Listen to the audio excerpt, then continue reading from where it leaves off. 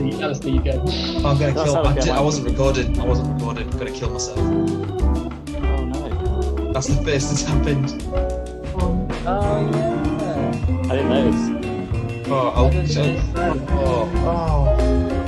This is gonna be the music at the start of where it's like and just hear us being like, I didn't record it. Oh my god. Oh, geez. That's why we haven't. Right, here we go again. Too afraid to ask, too lazy to Google. Welcome to No Idea Yet. I'm the host, Jonathan, and we've got Freddie. Hey. And Alistair. Hello there. So join us on the journey to find out how little we know. First, we'll discuss a topic we may or may not think we know. Then we'll go away for a week to research.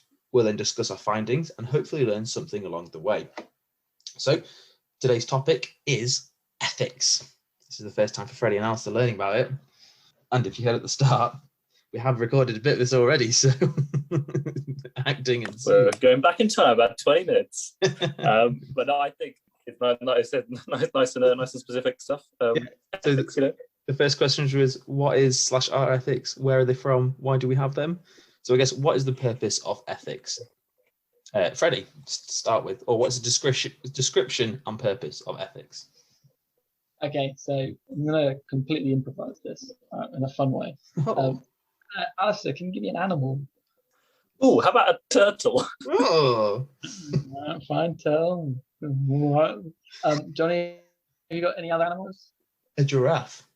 What's that one you said? Okay. Oh, maybe a bear as well. Is it bear? Okay. Okay, we'll use all three for my analogy. So bear is someone that I greatly respect. I'm just going to mix it up here. And Bear's telling me a story about giraffe and turtle. And he's just saying about how giraffe did this nice thing for turtle. I'm just a kid, maybe I don't even have full scope of the world yet, but the way he says it is positive, and the story gets ingrained in my head as a good thing. Now, it doesn't actually matter what the thing was. I'm just being taught from an early age, from someone I respect, that this is a good thing to do. And I think that makes a lens kind of thing, that the way you see the world. And I think that's what ethics is. I think ethics is the way you see the world based on your biases, which generally comes from parents and people you think are cool. So ultimately, it's taught from parents based on experiences and memories, and in this context, we're going to assume that it is that there isn't an objective truth in it. Is actually more of like a societally gained thing. Yeah, I think it's something that you are taught subconsciously. People can have things where they're like, oh, this is wrong. But I think it's actually what you feel that's the ethics, maybe. So like, the things that you do that you feel guilty for, I feel like that's what ethics is. And that's not something that can always be direct. Is that not conscience? That's conscience, right? That's your, and then ethics is basically your conscience played out in this sort of on this, I'm open to being wrong and debating, but also no, I'm not saying you're right. I'm sort of expanding on it. I think you're right actually. Like you said, I'm not saying that you're right, by the way. I think just like when you answer a question in a lecture and they're like, no idea. Well, no. That's a great point. It's not right. Yeah. So I think it's something that is different to people. With anything like semantic like this, getting into linguistics of it always messes up, doesn't it? So I was like, actually, I think you'll find that's just being polite. Like it's hard to pull apart. So, Alistair, what were you going to say about ethics? Ethics, and I thought, I think you're right with the conscience thing, and I think ethics is kind of the rules that we established through the sort of lived experience of that. I think obviously when you look at the study of it, you then got sort of thinkers who did some thinking back when, and they sort of come up with some stuff that you think, it's got something to it there. Yeah, obviously you've got sort of the harm principle and things, which is obviously quite a nice one. Just don't hurt other people. The right to swim, my fist ends where your nose begins, sort of thing. So you kind of live your life by, trying not to cause harm to other people. I think that's quite a nice way to look at it. Obviously, then you've got utilitarianism. I don't know. Again, I don't want to go into all the philosophy of it, but I mean, I more broadly speaking, I think it's sort of the outlines that we've sort of found to live a morally good life and to sort of function quite well as a as a society together. One thing we'll quickly discuss, because we haven't discussed it before, is the ethics involved in a car which has self-driving, and then it has to choose what life is more valuable than the other when deciding when to crash. Say if there's a car coming into it, does it stay the course and hit the car, or does it choose to turn left and hit a pedestrian? Because the car will be able to register everything that's going on around it, and therefore the car has to decide for you. And then somebody's had to program that. And I'm assuming with anything, there's an ethics board or somebody who's got to decide that. And I guess it's how do we come to that decision? Like, I mean, the whole Hippocratic oath and stuff. I mean, all of this like splits between ethics and morals and all sorts of fun stuff. One thing I just wanted to touch on that I found super interesting from a linguistics podcast I was listening to, that's Because Language. It's sick. And it talked about how there's biases in code that you don't know are there. Like, the majority of people who code are young white males from America. The way they code actually influenced by their background, and so comes out later on in the code and the way that AI decide things. And they didn't mean it, obviously, but it comes out. And this is something that's obviously going to have a huge impact if in your culture it's maybe more normal to say that you'd, well, try and save the passenger or something, whereas in another culture you might be like, well, that's not so important. And I'm not saying that blindly. Isn't that the whole thing about in China? It's seen as like if you sacrifice the mother or the child, you sacrifice. I was literally just thinking this now. I was just about to talk about this. Or to mention it. Yeah, that's like a classic difference between sort of filial piety they have in China, like this sort of respect for your elders that is kind of different, and it's illustrated by the sort of thought experiment of if you are on a raft, your son and your mum fall off, or your parents and your kids fall off the raft at the same time. You only got time to save one of them. Who would you save? And I feel like the Western perspective on that is often, I'd say, the kids, because they've got more to live for, and they've again, it's sort of maybe even an apocryphal story at this point with how many times it's been told. I'm not saying there's a blanket thing for all Chinese or Western people, but yeah, the general idea behind filial piety and everything would be that you'd save your parent because you could have more kids. I think that's often used as an example of like the difference in thinking of that. But yeah, the value's more to them of what they've given to you rather than the child what hasn't necessarily given you anything yet, and you can have more anyway. Yeah. I mean, you can see that as well, just in the way that like families in China, the way they live together in a generational way that we don't hear. Sort of shipping off old people's homes. It's very common here, obviously, but in China it's far more common to just live with your 4 generations under one roof as well. Freddie, go for it. I feel like you can add to this point. I was going to move on to a tiny bit further. Crazy Rich Asians. Have you seen the film? I've read the book. Yeah, I've got the book. I just have. I'm so excited to read it. I've been told how good it is, and I keep reading other stuff, and I need to. It's very easy to read. Yeah, it's a film I kept putting off because Abby was like, "Oh, we should watch it." I'm like, I know I'm going to like the film. I just can't be bothered watching it right now. And then, lo and behold, I watched the film. I was like, this is a sick film. I don't know why it took so long to watch it. And there's a thing of she's from China originally. Singapore. I can't remember which one. Because the film's based in Singapore. I think it's Singapore, and they filmed it in Malaysia, and that was kind of like a funny thing. Oh, okay. I can't remember. Oh, well. No idea yet. So it's Eastern values compared to Western. And so you've got a Western raised woman who's marrying into a Singapore family, and she says, asking about her upbringing, she says, my mum was really good to me, and I was able to follow my dreams, and I've been able to do exactly what I want to do. And she's like, that's a very Western idea. Here it would be a case of, you honor and respect your parents because they brought you up, they brought you into the world, so it's kind of you repaying the favor by doing something that they want you to do, if that's right.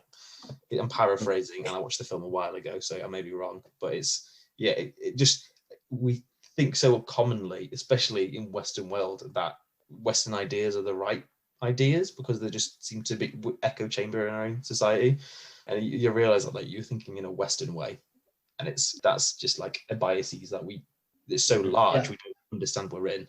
I was gonna add to the car thing, but actually all of this is that, so we were just starting off with R chooses to kill A or chooses to kill B with whatever biases, which yes are going to come into play.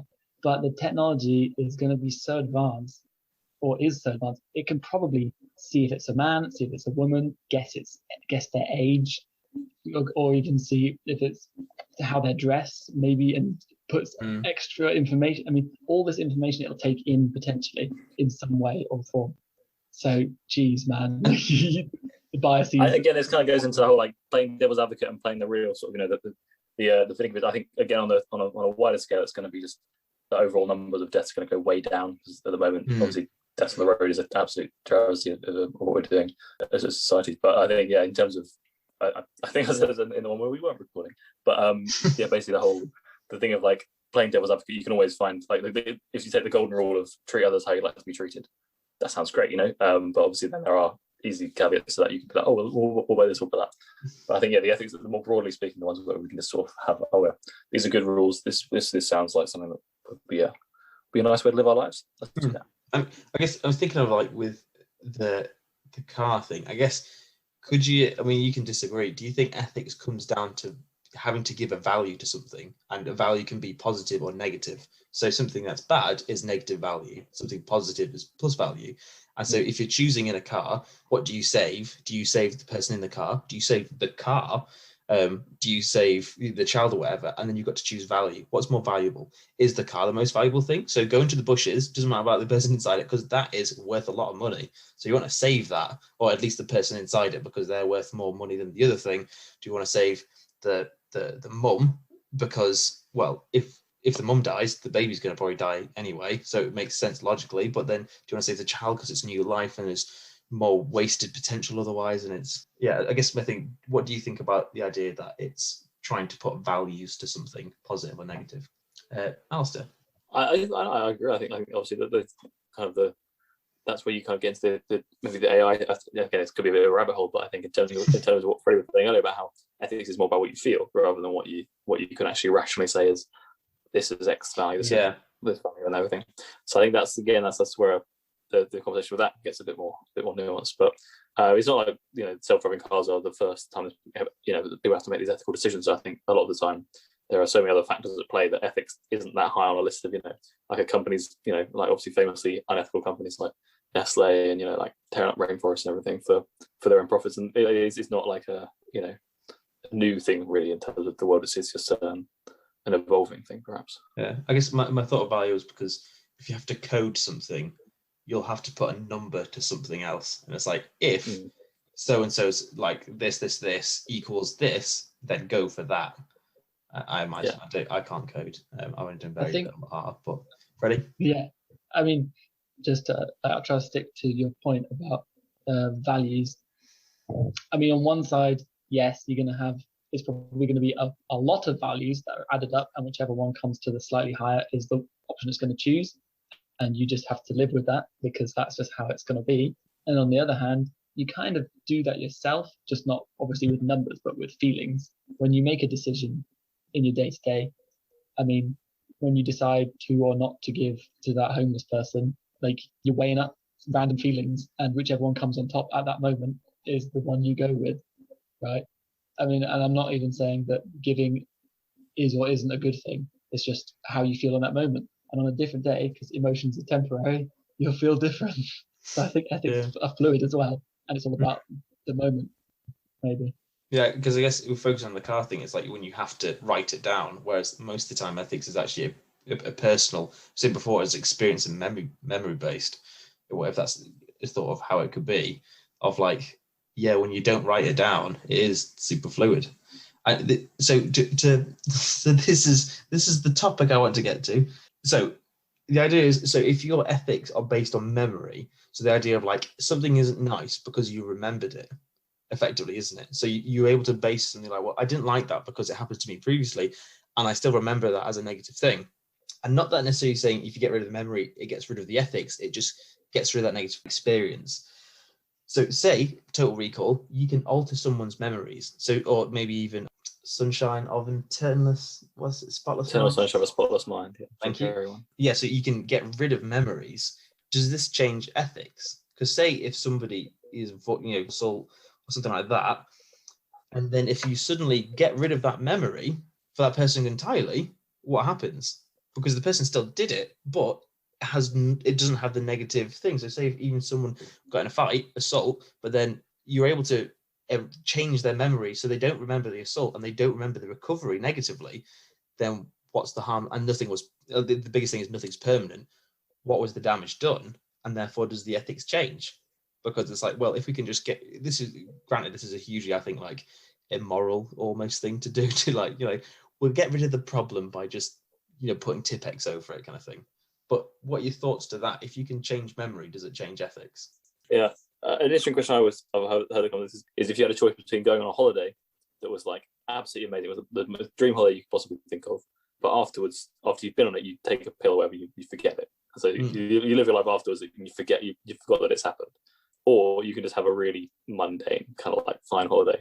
It's still a holiday, and it's still like just nice, but it's not like your dream one. And which would you choose? And I think most people probably would go for the one where you don't lose the memory, right? But I don't know, but I don't know, what are you without your memories? I'm not sure. Because you're certainly not you. Like, if the whole thing, if you had a clone, then they just rocked up one day and they were you, but without some of the memories, then that's not you at all. I think you are just a combination of the things you've experienced in your life. So I think if you start taking away, if we do have technology that can wipe memories of things, it will drastically change. I think if people have had traumatic experiences, potentially that could be a good thing. I definitely think it's a positive thing. The idea if someone's got PTSD, you're able to remove the memory, but you could also say, as you were saying, like, your memories make who you are. So suddenly you get rid of something, so suddenly you're a clean slate, but it's kind of like, have you lost some of your personality? And that's not me saying anything about like severe trauma, but obviously, like, it's like who chooses to wipe the memories. And the thing about holidays, Total Recall, they have a thing of where you can go into a shop, 5 minutes, they implant a holiday into your memories, and you're like, oh, that was a great holiday, wasn't it? You go in, you walk out, and suddenly you've had like, you could have spent £6,000 going like across the world, or instead you spent 20 quid and they just got their memories anyway. So what's the difference? Freddie, thoughts? Oh man, there's so much to unpack on that. I mean, let's not say that people can change, or not, like, people can change the way they feel about things. Like, and that's not just with therapy. That's like self-guided things. You can change how you see something and potentially grow from it, and maybe gain something back from it that is better than just getting rid of it. But then I was gonna say something else. Is that I listened to a TED talk, not really sure, about a woman who was having a checkup for something completely different, and maybe the doctor noticed that strangely she seemed very close to him when she was talking to him. Like, she didn't really have a personal space thing, but otherwise a lovely lady. And upon further discovery, due to, I think she had some problems, I can't remember, something else, they gave a brain scan. It turned out part of her hippocampus had, or the amygdala, I think the amygdala had calcified, and she could no longer feel fear. Now, she just couldn't feel it. She remembered the last time she felt scared of that when she was 12, and she has had, all in and out, a pretty horrible life because she hasn't felt fear. She hasn't ever felt the need to get herself out of horrible situations because she just has no instinct for it. And guess what? She recounts all of it as happy memories. She was beaten by her ex-husband. She mugged, hit by a car, all sorts of crazy stuff, because she just didn't feel the fear, but she saw it all as a positive thing because she didn't have the fearful memories attached to it. So it's kind of the reverse of what you were saying. That's mad. How? Oh, that's crazy. That. Yeah.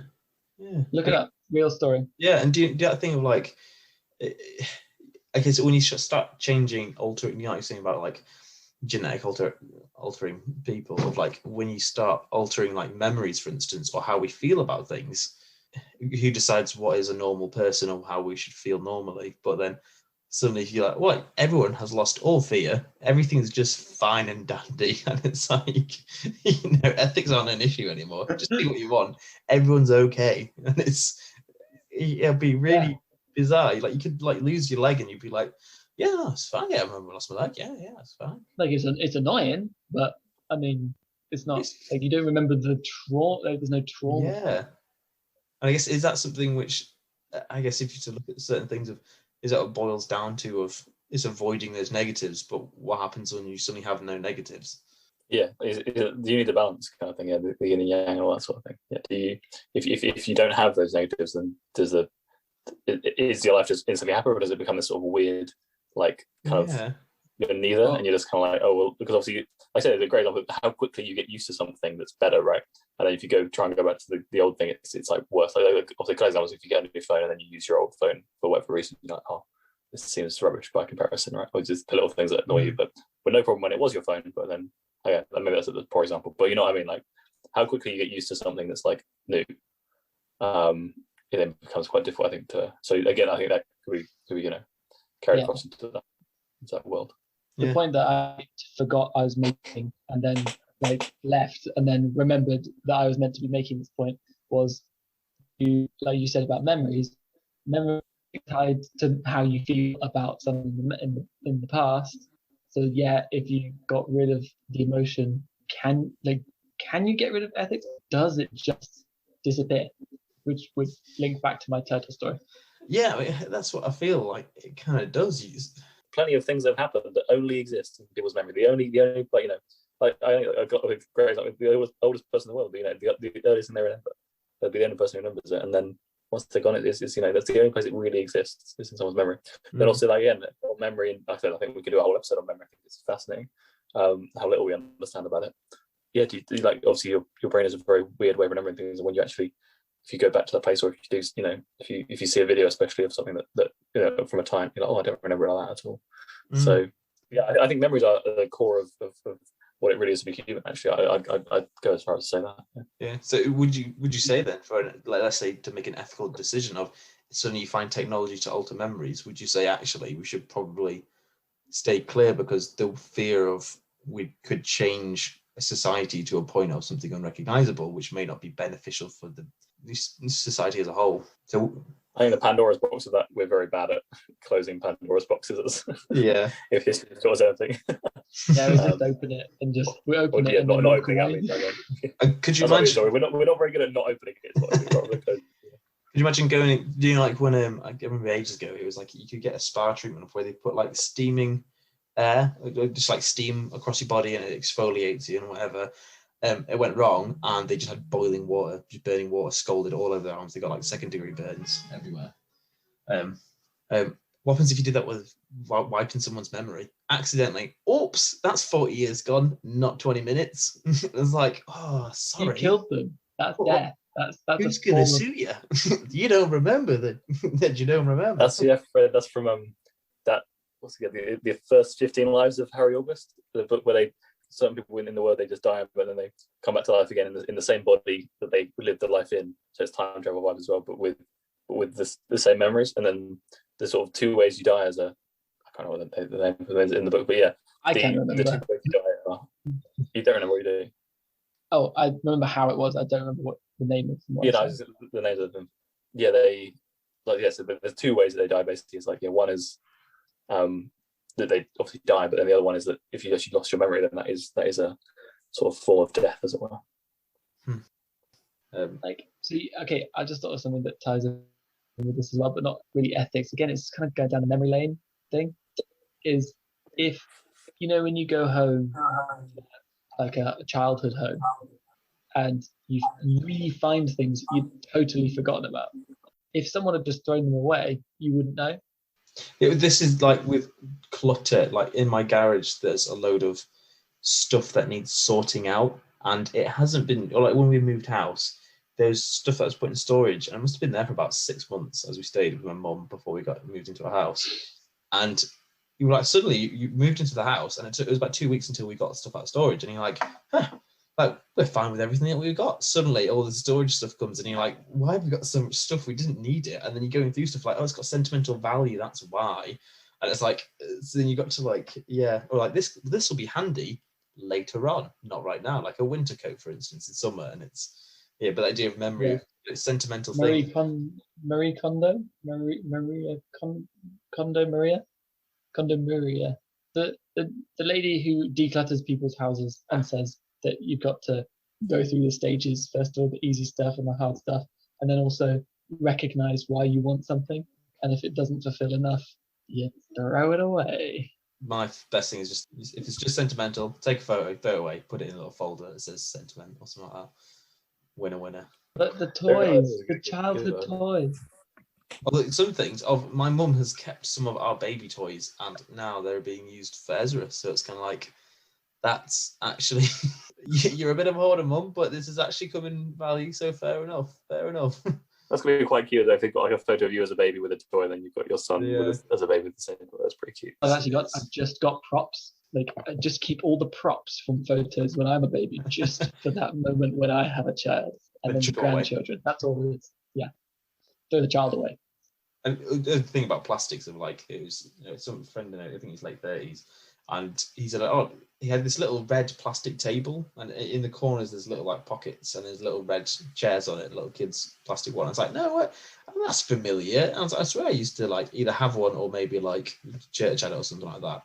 And I remember that like little playset for kids. And he said, yeah, this is the one I had as a kid that my parents kept. And it looked not new, but it looked like the same as I remember as a kid. It's like, that plastic has not degraded whatsoever. And it's still very good to use for kids. But yeah. We totally wandered off ethics and talking about kids. I was going to say, yeah, I thought you were about and plastic and the ethics of plastic recycling. Okay. Yeah, well, I guess one thing I'll try to move back to ethics. Plastics is a good one, but you've got a board which does ethics, don't you, in a company? So who's a good decider? Because like a jury, like how that's ethically done is it's random. But I also heard of a story. Somebody who used to work with, she said her husband was called for jury duty, and it was somebody who'd committed an assault against a woman like 15 years ago, and it was only now that they had different evidence, something like that, that it came to fruition that they would go to court to go away for it. And the jury of these random people, there was a couple of guys, I think it was like Guy Heavy. She said her husband, when he went there, that's like, well, it happened 15 years ago, so ages ago, and like, don't want to send him to jail. It's a bit harsh, isn't it? And kind of that thought of like time heals wounds. But I think definitely when it's like justice, justice should be served, shouldn't it? And it's that thought of like, because these random people, which is probably a bit more male focused and maybe a bit more like misogynistic guys, they were like, it was ages ago, it's fine. But if you had, say, you're like, actually, we'll choose a jury based randomly, but they have to be like somebody who is, at least a male, at least a female, somebody who's professional, somebody who's like, whatever. I'm trying to think of different, you're trying to get a good selection of people that is varied enough. So you could say sometimes ethically it's like, well, we do a random jury because then we're not choosing, but at the same time, it means it's random how justice is served, if you know what I mean. So is that ethical? Also the choice when you saying a man, a woman, but like that's your own biases. Bias, yeah. How do you choose the bias? There's so many different things, and having to choose one. I was thinking doctor and a builder because I feel they're completely different professions, which are like completely valid, and it's because like they're completely different walks of life, aren't they? Yeah. Valid. They could be brothers. They could be brothers, mate, and then you just got the same ethics from. Well, there you go. Yeah. Well, I was thinking about why is your job the thing that defines you? Yeah. Or why were they both men in that example? So like you made me think about you made me think, Johnny, with that situation, that maybe, well, any situation where it's been a very long time, right? And the party who is the victim. Okay, so if the victim says that they just want to leave it and they don't want to have to relive any of it, they just don't want to be part of it, they don't care about any of it, like they just totally want hands off, they don't want to be part of it, and that even would allow the person who committed the crime to go free, but as long as they don't have to interact with each other anymore. Is ethics on the side of the victim, or is ethics on the side of society? Because somebody not going to jail means they can work in a job, for instance. If you have a criminal record where you went to jail for something like a major offence, it's actually quite hard to go back into society quite easily. So there could be a thought to say, we want to avoid that so society can keep going on, because it costs money to have prisons open, I don't know. So was that what you meant by the idea of society or the individual? Kind of. I think I didn't really explain myself. More that just like can you ethically make someone have to go through back into the jury system lawyer stuff? Of course, it's justified, compulsory. I feel like it's kind of that's kind of like the ethic. Like ethically, you could be like on the side of just who it happened to gets to choose now. Mate, you guys screwed up. and it took so long, but they've decided they want to get on with their own life. That's one kind of ethic, like it's ethical to let them live and do their thing. But then the other side is like, damn it, justice will be served. And I mean, that's a good point of like saying about the biases of like some people would be like, oh, this, I punched somebody in the face, and someone's like, oh, don't worry about it, it's fine. It's somebody who's just like, oh, I don't really care about You're it. in a boxing ring, mate. It was probably fine. But say someone's on a drunken night and one person punches another person, someone would be like, oh, it's just drunken, don't worry about it. We don't need to, it's fine. We'll just leave it like that. Somebody would be like, no, that's a major assault that you've just done to me. You've really affected me, and it's actually, and it can affect people way more than others. But then you've got a justice system, which actually, no, it's not, because I guess judges decide how long people go away for whatever. But it's the idea of like, someone would be like, just leave it, I'm not bothered. But how do you know if somebody's bothered or not? And how do you choose? Are you just saying like, do you let it slide or do you not? Or yeah.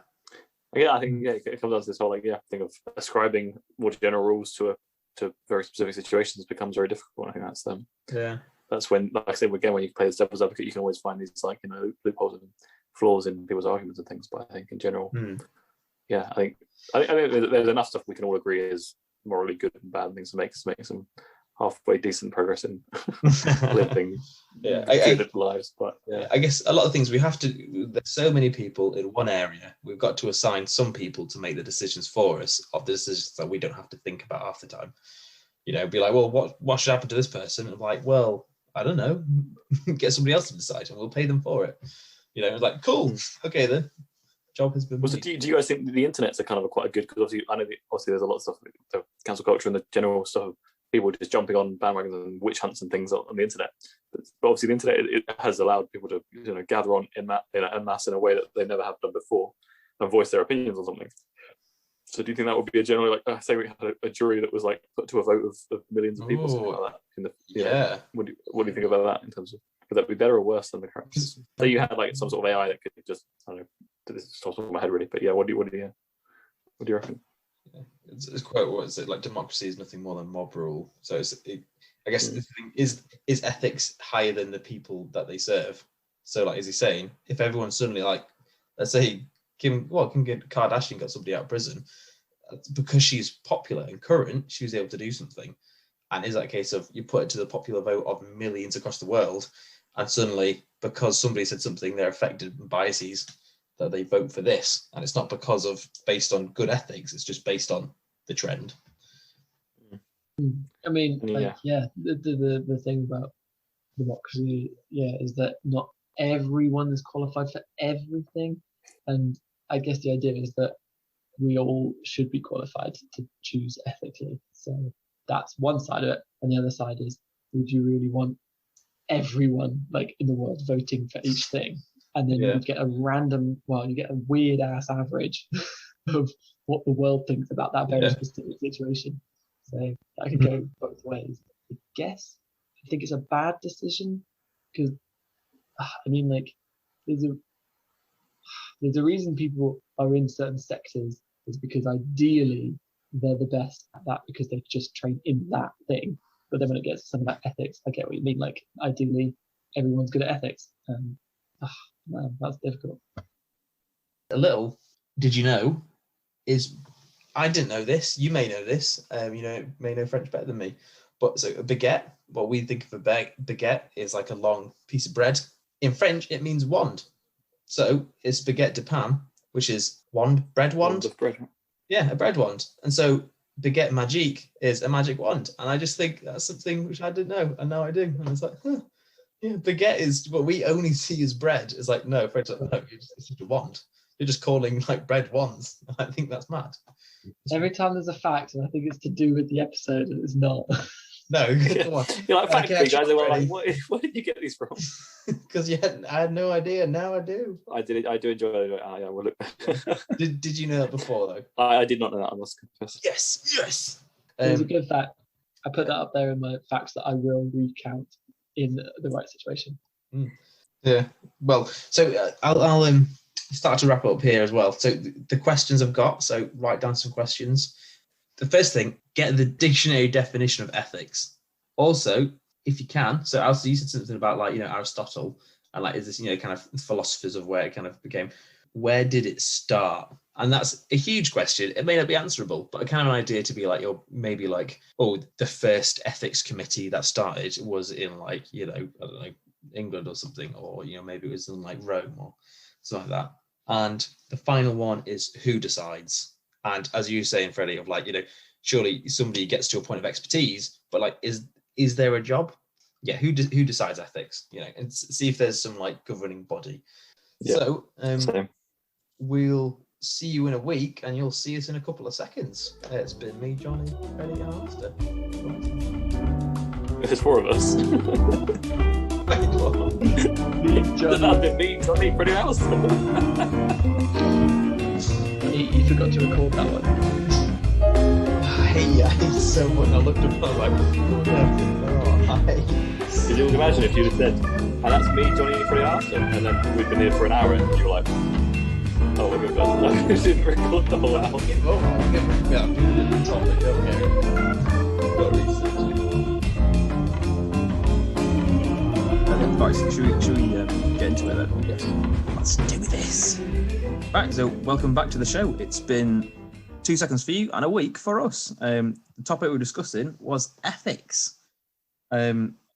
So the questions that he asked before we went were, what was the description, the dictionary definition of ethics? Where did it start? And who decides? Those are the 3 main ones. So, Freddie, I'll go to you. What have you learned? I can go to Alistair.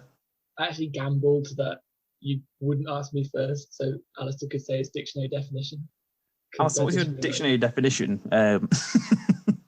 Well, because I didn't smooth transitions over here. In the end, I got a list and explanation of each type of ethics because I got too lost. See, last week I was hoping that you did the same with Bitcoin, and you totally went to me first. And I was like, I'm really hoping that Freddie would go first, and I could just vibe off that with what I did know, rather than going straight to me. I was like, oh man.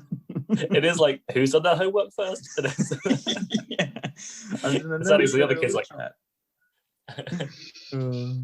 Yeah. So Alistair, what's your dictionary definition? Ethics is the branch of philosophy that examines right and wrong moral behaviour. That's the sort of the crux of it, I think. And then, it involves, systematizing, defending, and recommending concepts of right and wrong behaviour, basically. So it's kind of all of the stuff we pretty much said last week, I believe. Yeah. I got moral. I'm glad we have it. I think our listeners as well will have probably a slightly more solid foundation of knowledge on ethics than necessarily Bitcoin or what is really animal in ships things. So all that good stuff. Right. They were 2 separate. If you haven't listened to the episode, we know the animals in ships and the circuses were 2 different things. I'm not sure which cryptocurrency to buy. I'm also not sure if murder is wrong. Which episode to listen to? Exactly. Those are the big questions we're answering out here. But So I'll go.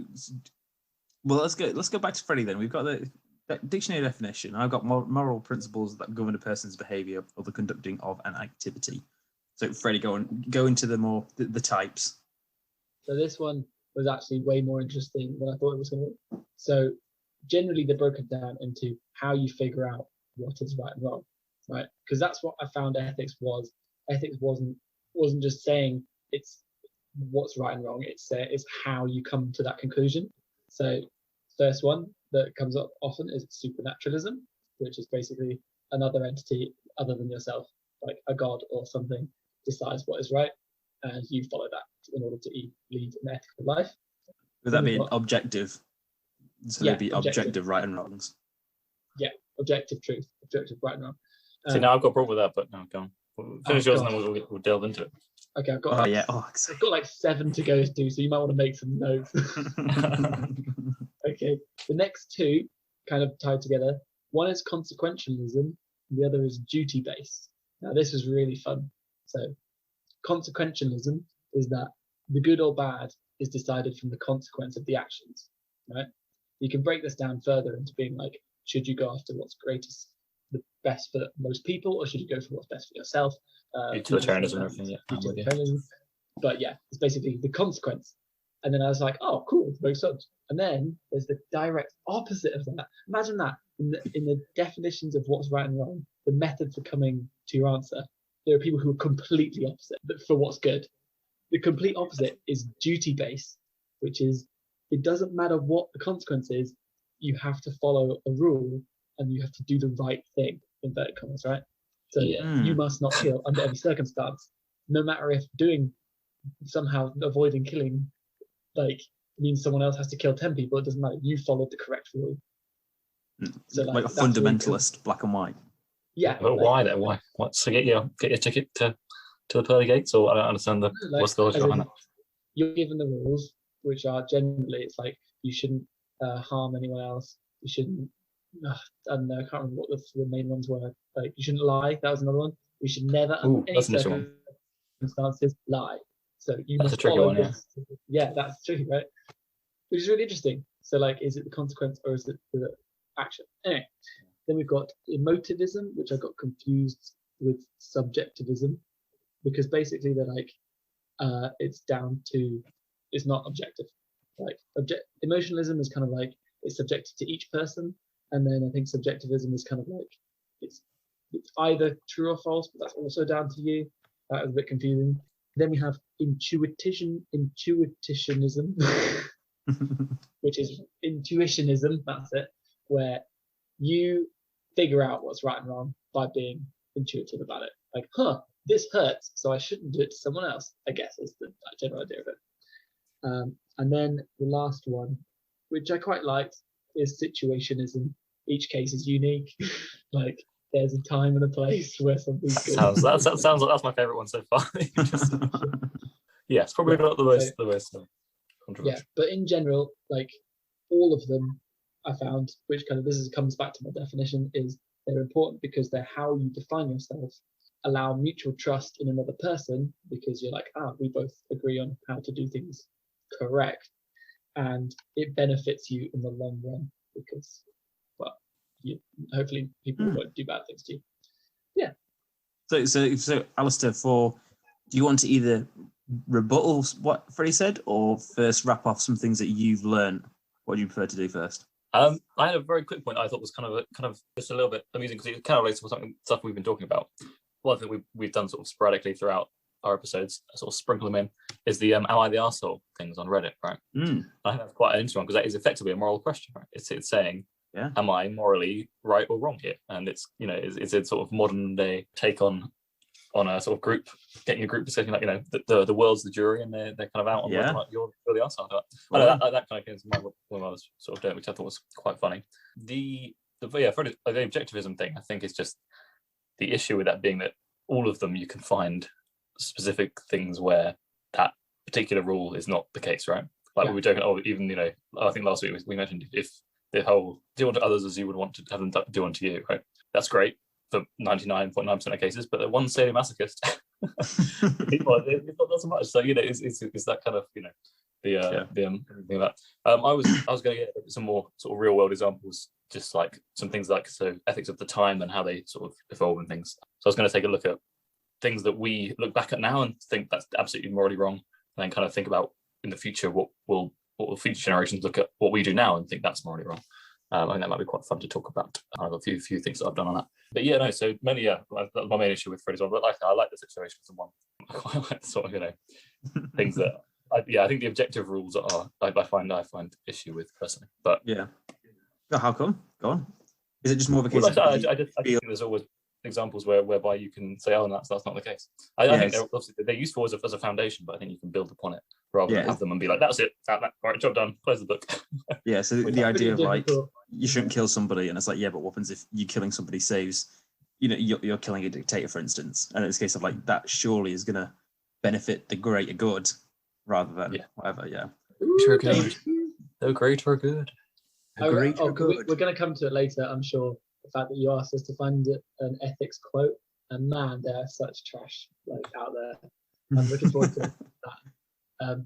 But the problem with objective truths in general, with anything, is like you can't, unless it's like maths, you can't really have a universal concept that always works in all situations. And triangles will always have three sides. Doesn't matter if they're a dictator, there is a dictator triangle with three sides. Because one thing you could think of, like, do you know, like, going off topic there, but say for the idea of like you should never kill anyone. There's no, objective truth. You should never kill anyone under any circumstance. And I guess it's because did we mention before about the idea of like when you have a Western ideology, which you don't even realize you have. Yeah, we talked about it between like, like East and West. So one thing is because for us, we'd imagine, no, but sometimes the best option is to kill someone. And that's because of the way that we're just kind of brought up and programmed to think. But it could be instead of like, well, actually, if everyone collectively did the same thing, you kind of lead by example and whatever, you wouldn't need to kill somebody because you've been able to change the things. So say with the dictator, if you were to get everybody on the same page, then nobody would listen to the dictator and then nothing would happen because of it. But the way that we've been brought up to believe is that, yeah, but you can't make a change that way. How are you going to change those people, the soldiers, to do the thing that they were meant to be doing anyway? So I guess that's one way to think of it. So I was just thinking then of like, we think there's no such thing as an objective truth because the way that we've been brought up to believe through the way things work and don't work. So in our own way, we've kind of given our own selves an objective truth to say there is an objective truth, and that's an objective truth. Do you know what I mean?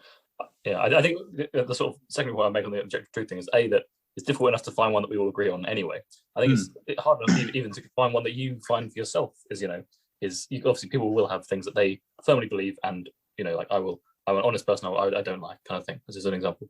And then, but even then, you'll find situations where you would falter on that. And so, obviously the whole thing of everyone's the main character in their life, everyone's kind of their view of the world and everything. But it's so obviously, I think when you sort of try to apply that to bigger situations, it just doesn't hold water. And I guess as well, if you ever think of anything which is more religion based, then the idea is that it's like the idea of ethics is only based on this kind of world, if you know what I mean. So realistic is like if you abide by all the objective truths, then this life doesn't matter when it ends because you're going somewhere else. If you see what I mean. Ready? I realised that I missed one that kind of ties in a little bit with this in a way. Also, I'm just for anyone out there who's an expert in ethics or has just written a dissertation on it, this isn't like a be-all and end-all list of all types of ethics. I just got it off a random website. So you're really scraping the bottom of the barrel if you come to us to help you. Yeah, if you're listening to this to procrastinate, good on you. Yeah, good on you for that. I don't think you're going to get. If you're listening to study, then bad on you. Yeah. Well, what about the first page of Wikipedia? The 3 different guys read this. Sorry, if you get linked on Wikipedia, that'd be pretty great. Yes, there's another one which kind of ties in with a bunch of them. It doesn't say how to come to the ethical conclusion, but that you are ethical depending on your whole life. Yeah, I like that. I think I mentioned that last week. The whole thing about like whole life is. I think it's based on that Greek philosopher who begins with A. Goddamn. Aristotle. So it's about leading a virtuous life. So you do what the most virtuous person in the universe would do in that situation, and that in general your whole life is averaged on if you're good, not like 1D. So that's a very I think that's a shared theme in most religions. Yeah, the whole like balancing at the end of your life, does the good outweigh the bad? And I think that's super important when you look at any sort of like role model and idol. It's like you've got to balance the good against the bad because no one's perfect. No one's going to be. It's one of those things that like looks. I mean, like many things, when on the big picture, you're like cool, but then if you ever like try and delve into it, like okay, so what makes you a good person in this situation? Then it's like it falls apart again. So. Yeah, exactly. So before we move on to the next thing, I did a bit trying to do 2 minutes of research because I was like, I'm the host, can't do it. But so I got things I found was broken into 3 subgroups: meta ethics, normative ethics, and applied ethics. Meta ethics being what and where. So really, where do ethics come from? Is it this worldly objective or otherworldly subjective? Normative ethics, which is the general way and how to act. So you get egoism, altruism, and utilitarianism. That's going into what Freddie was saying about consequential. So egoism being like, does the positive outweigh the negative for you? Altruism is for everyone else except you, and utilitarianism is for everyone. And then applied ethics, which is specific case by case, kind of like, about abortion ethics, for instance. And it's not about meta ethics being like ethics, the actual idea, normative about how to live your life. I'm summarizing. Applied ethics being case to case. And that was a succinct definition. Yeah. So apparently ethics, the word comes, I had two different sources, so I don't know, but definitely the Greek word ethos, which means character, which may have stemmed from ethikos, which means character / custom, or Latin, which is mores, which means customs. So kind of like character customs. So that was quite cool. So, Freddie or Alistair, what pressing thing do you have next? The quote thing sounded quite fun. I found a quote that I thought quotes. That's I don't remember asking this question. I don't think I love it, but yeah. Yeah, I feel like, I don't know. But I'm more than happy to assume that I did ask this question. For our listeners, they've literally just heard you say it, right? Yeah. Have they? Oh man, did I? I don't think they did that. Yeah, no. So it goes, when men are pure, laws are useless. When men are corrupt, laws are broken. So I think it means like as in laws will be broken. Basically, it's saying that if people were morally good, you wouldn't need the laws. Whereas when people are bad, you don't need the laws because they'll be broken anyway. So I think it was just like sort of, we don't need laws then, I guess. No. And then again, I think again the issue that I have with it, it takes a whole thing about this complete black and white, binary thing of you either are or you aren't good. That's it. There is no grey area. You are good or bad. It's as simple as that. So yeah, I didn't love that as a quote, I must say. But I like the idea behind it. So more like I enjoy the idea of that. Oh, what would I think? Yeah, thinking about how we could be as a society, what things that we could strive to. I think it's very interesting. But again, it gets hit by the train of sort of real life a bit, I think. But yeah, go on for it. No, I agree that I liked it. Did you also find when you were searching for ethics quotes, you got loads of weird business quotes that are like meant to be about consumer ethics? And I was like, what? It's like Richard Branson, like the consumer becomes the employee or something. I was just like, what? Is that a job to go work a virgin or what? Yeah. Well, I found the worst quotes and like. Oh, go on, lay it on us. They're bad because they're so bad that they're not. There's nothing to them.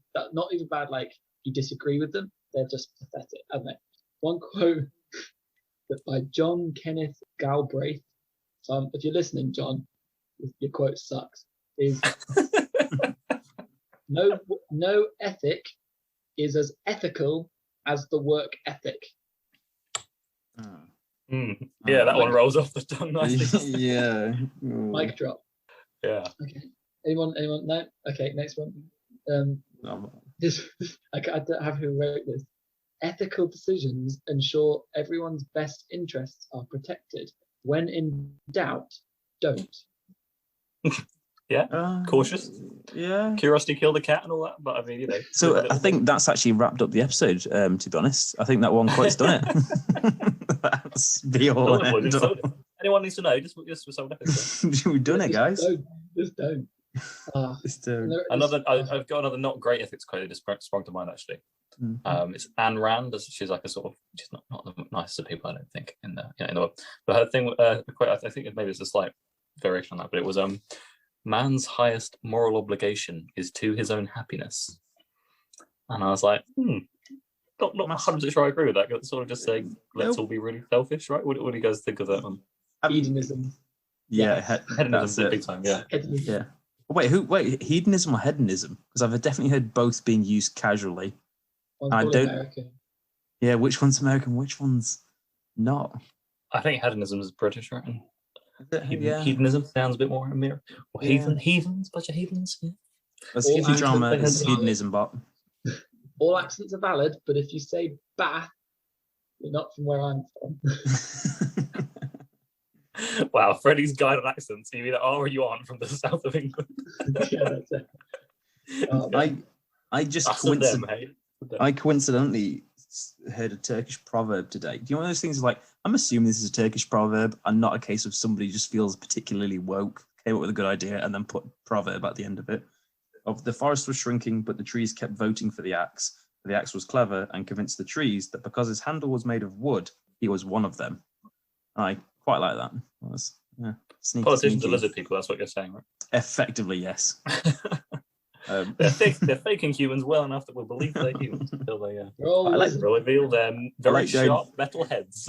I hope that's a really old proverb, which means like nothing's really changed with politicians. Still cutting down forests and being sneaky. I feel like things have to be quite old to be proverbs, right? You can't have like This proverb was made in 1982. It could be somebody woke. It could be a woke person just saying it's a proverb. Yeah.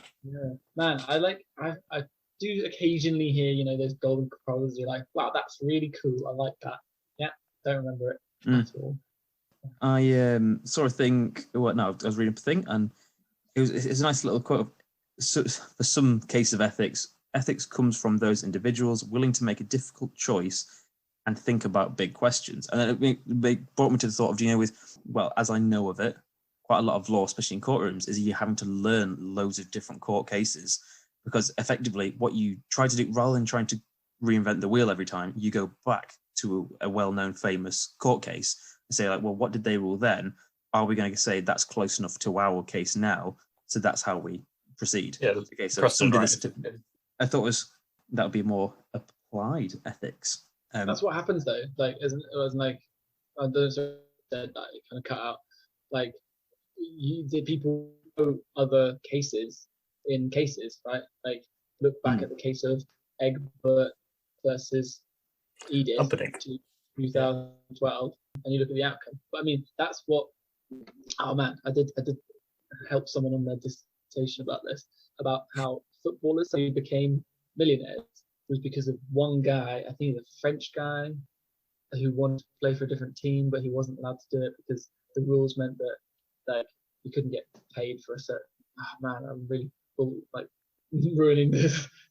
Go look it up. It's really interesting how footballers became super rich. But basically, the guy had to go to his football team to court because they wouldn't pay him to play if he swapped teams outside of a period or something. And basically, it meant in the end he had to be paid a percentage of something, which suddenly now means millions, because that's just the way it's worked. But that's like him fighting a case, and then that is now a key case when people talk about other things in other sports.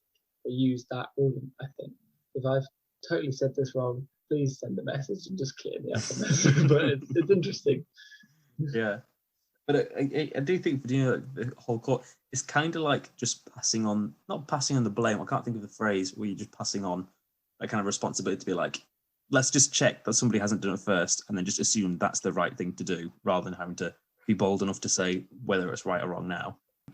Also, learned the term axiology, which is the philosophical study of value. So, talking about Teslas and like having to come up with a value for whose life is worth more? That would be axiology, and that's like a type of ethics, which is saying about what is valuable and what isn't. Oh, nice. You know what? I take it back. If you're studying for dissertation, I think just come over here. Killing it. Just put in your bibliography.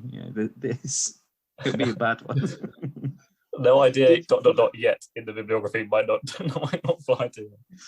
Did you guys come up find ethical? Because I was looking for an ethical problem to chuck on here because I thought that'd be fun. Listening to conundrums. The one that kind of springs to mind for me is veganism, actually. Just because I do agree with it. I just don't do it. Yeah. 100%. It's one of those funny things where I'm like, there's no morally or ethical reason to eat meat over not eating it. It's just better not to. But yeah. And you could always say we're meant to. The reason why we're intelligent is because we're able to eat meat and stuff. That may be the case then, but not now. Societally now. That's how we do it now. Yeah, it's pretty messed up. But yeah, I think we're all in agreement about that. So it's sort of, I don't know. I guess. Yeah. The one thing I really we're all terrible people. We're just gonna. The one thing I really want to know is about bees. I mean, I'm a big fan of bees. And God. We're back to beekeeping and just whether or not honey. Have we not had 3 episodes of this so far? Yeah, come on. Yeah, whether honey is okay for vegans or not, because for me it'd be you're only benefiting bees. Yeah, you're stealing the honey, but you're still giving them food. I don't know.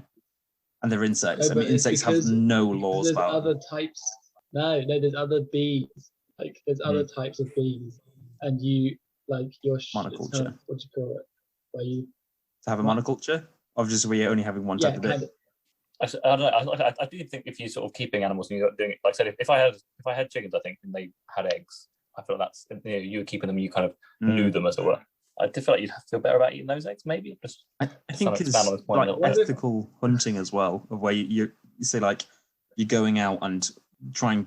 I'm not saying game or anything, but more of a case of there's on ITV morning, something like that, and it's a woman who went out, hunted deer, and then brought it back home, ate it, cooked it up with the kids, and then that's how she got her meat effectively. And so I feel that's much better than the issues a lot with veganism, I feel, and for like global warming and climate change, is more factory farming, which is the real issue. So having something which is, granted, you can't get everyone just go out and go hunt deer because it doesn't work. Again, it's sort of these kind of exceptions to the rule, but actually, I think as a rule, obviously, so there's always like, I was just thinking this today. I was doing some fun stuff with digging.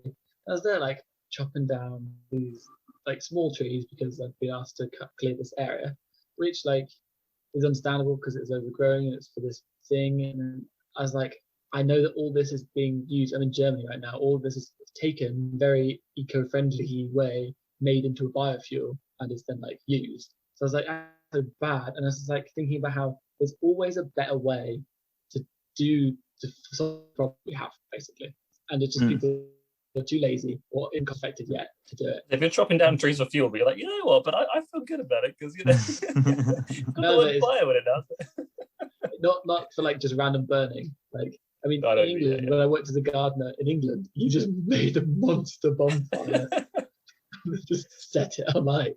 Whereas here, they used to do a factory and it's chopped to sawdust, and the sawdust is used in a machine to pump water to generate electricity. And I was like, it's kind of okay. That's cool. I mean, this bottle here, you take it to recycle it and you get the money back. Like that, it's been shown to just how do you say it? Punt, isn't it? I think it's the German thing for that, but we'll check out. Any German listeners listening? We're looking at you, Lucas. Welcome. Shout out to one of our fans, one of our two, and Freddie's mum. My mum doesn't speak German. I think it's fans. I'm not sure. Well, so it kind of ties in with ethics in the sense of a lot of ethics, like veganism, like you're saying, or not buying sweatshop clothes, are like, you know what's right and wrong, but you don't do it out of either habit, laziness, money, maybe social pressure. Peer pressures, peer pressure is a big one. Yeah. Like there's a collection of reasons. Yeah, for that clothing being peer pressure of like, Nike, for instance, of like, we're going to touch later, but like, they have sweatshops and like, that's just a known thing. And it's like, it's really like, you could say, well, at least it gives them some money rather than no money. And it's like, you can say that. I think the company being there is the reason they'd have no money. They make loads of money and they choose to have that lower wage. It's like Chris Rock's quote, like minimum wage means if your boss could pay you less, they would be. And that's sweatshops are where they're like, yeah, we totally can and we will. Oh man, I saw that a very similar quote. I haven't finished about the bottles yet, but I saw a similar quote just really, really riled me up again. Now, I don't know what listeners think about my stupid comment about accents, but I did not go to private school. And I saw this quote that was like, if private schools didn't give an unfair advantage, no one would pay for them. And I was like, right, like that. The whole point, the reason that our politicians are like, was it 74% of our MPs went to private school, and yet only 5% of our whole population goes to private school, and it's because it's an unfair advantage. Oh, man, it just bugged me loads. It's not like that's unique to society, though, right? That's just like all throughout society. So it's that thing as well of like, I always thought, like someone giving an inheritance is considered a lot more positive than somebody inheriting inheritance. So if you like, say, if you like proper grassroots kind of person, you were homeless for a while and you came from really bad, like, proper, bottom of the pile, and then suddenly you become a multimillionaire through hard work, pulling yourself up, that classic thing. Then, see you've got loads of money, you give loads to charity. And it's like, you also give a lot to your kids as well, because that's, because you've earned the money. So as long as you're paying your taxes, also you give them to charity. It's brilliant. You're doing loads. And then you give to your kids as well, because that seems like, well, why wouldn't you? They're your kids. Great. But for the kids, it's suddenly like, do you deserve that though? It's suddenly like somebody who inherits a lot is deemed a lot worse than somebody who gifts as an inheritance, if you know what I mean. I feel like you could also look at like where the money come from. So if you start looking at like super long lineages of people handing down money and that's different, keeping in the family, then that's obviously then the further back you go, that's probably some very dodgy stuff going on there. But equally, like I say, you've got plenty of millionaires today who have made their money off the backs of So I don't know. So are you saying that people don't make it ethically? Oh yeah, it was just more of a do you thing of like, say if you Yeah. were millions, you'd want to give it to your kids, but at the same time, I think people don't really like the idea of if you're just inheriting wealth. It's different when it's a long lineage though, because then it's kind of like you're always going to have that, if you know what I mean. You know, like whoever is born to that one person is always going to be wealthy.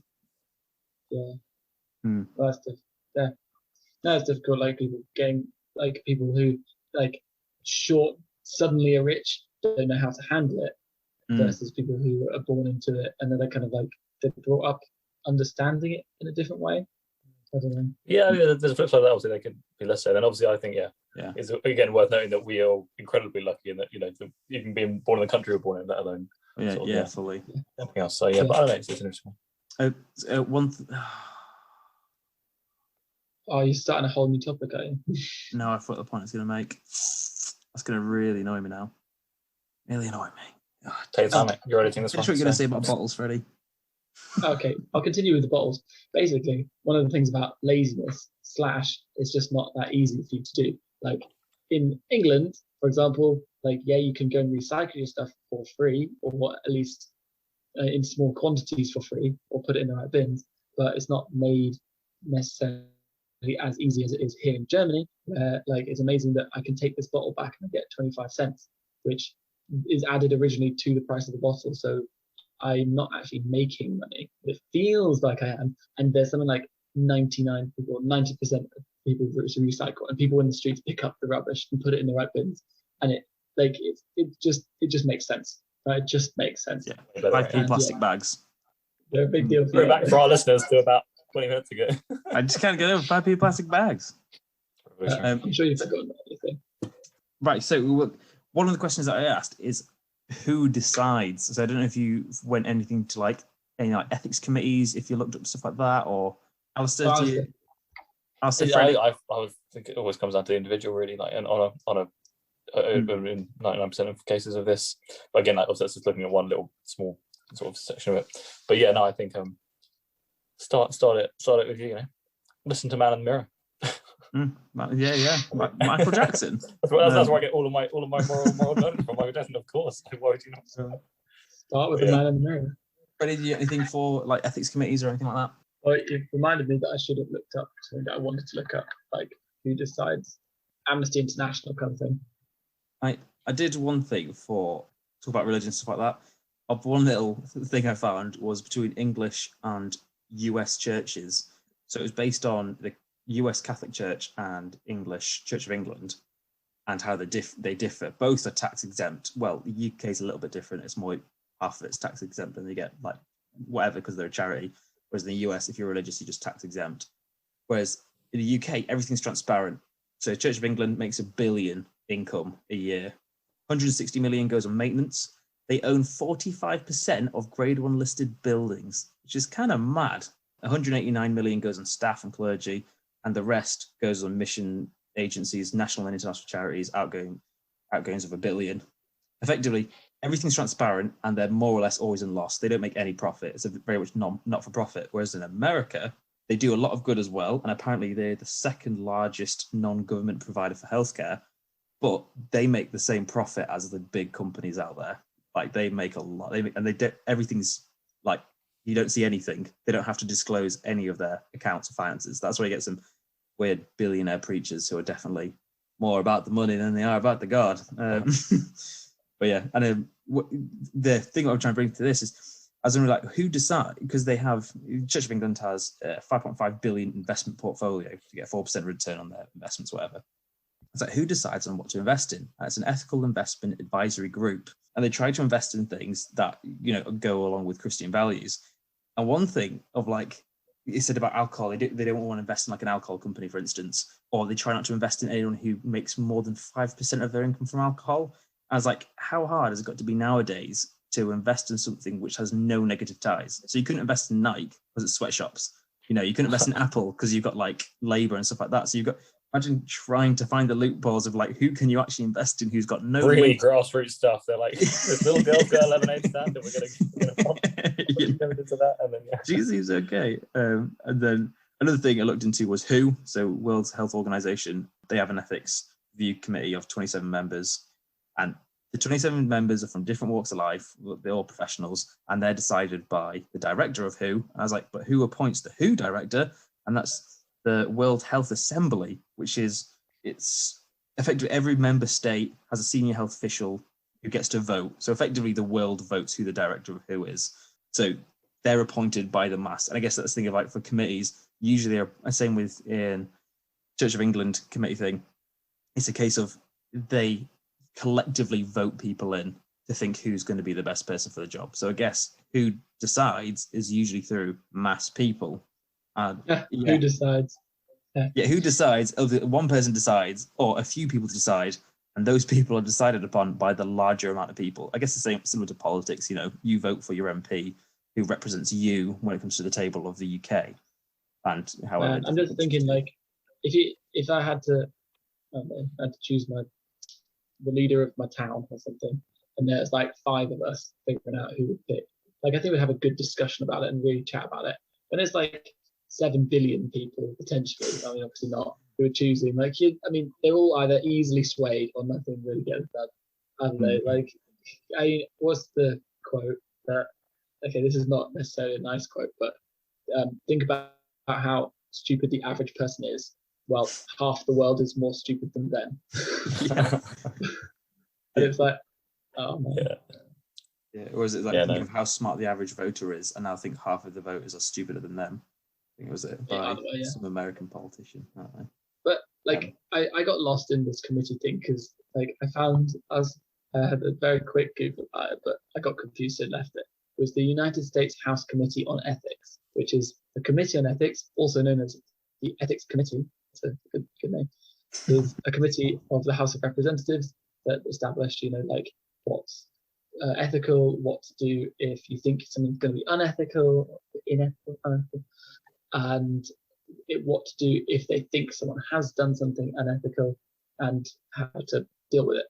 Anyway, like, their entire history is just corruption, bribery, like sexual incidences, money laundering. It's just like, oh, okay. I go back to that men are pure, laws are useless. When men are corrupt, laws are broken. And guess what? A lot of people are corrupt. So one thing saying about 7 billion people voted is recently there's been a vegan teacher on TikTok who's been banned because 1.7 million people took a petition and kicked her off TikTok. And that, first you think, surely, I mean, the stuff she's doing is just kind of like whatever about like really intense, like vegan, I think like the 1% veganism kind of thing.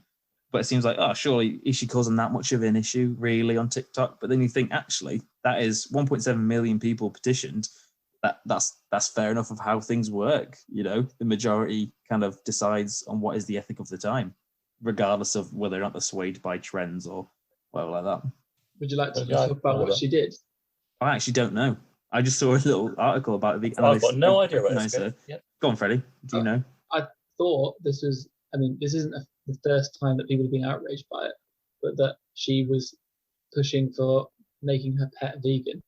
Oh, wow. Oh, right. Well, feeding a cat like vegetables only. Yeah. I think it was a dog, I think. But yeah, a cat, and like, it's the same kind of thing. Because, like, that's not how it's evolved, mate. I don't like that way. I know there's the options and the arguments for humans. I'm not going down that route. I'm just saying that, like, a dog, for example, has the digestive tract, has the whole thing. Like, it's sick. It doesn't eat animal product. Okay, that's right. Oh, carnivore as well. Yeah, it is a canine as well, but yeah, I'm pretty sure that's what the gist was, but I'm not sure. Also, it's kind of pitchfork mentality though. People do enjoy. Oh, for sure. People love a witch hunt on the internet. Yeah, for sure. Yeah. That 1.7 million people is more like, is that people who actually even watched any of them, or is it like, oh, this is a trend of the time, I'm going to click that button? Yes. Yeah, if someone had to write in a letter, that'd be a lot different. What's that people? Wrote a letter for something. Write us a letter. Send a letter to our podcast. We don't have a postbox here or anything. Just send it anyway. Santa will get it. I don't know if you had anything to finish off on, but I wanted to chuck. Yeah, go for it. Anything up to the table. So I did mention it earlier, but you guys talked about veganism. Understandable. Most of the like debates about ethics boiled down to do you prioritize your like selfish needs or the needs of others. Really, was like a general, like, do you turn the bus to kill the one child or the 10 or whatever, blah blah blah. But something that did come across as apparently a real story. The hot air balloon arguments, right? Where you have like a priest and a lawyer and a doctor and a young baby or something all in a hot air balloon. You have to throw one out to save the others. That is it's a classic. It's a classic debate.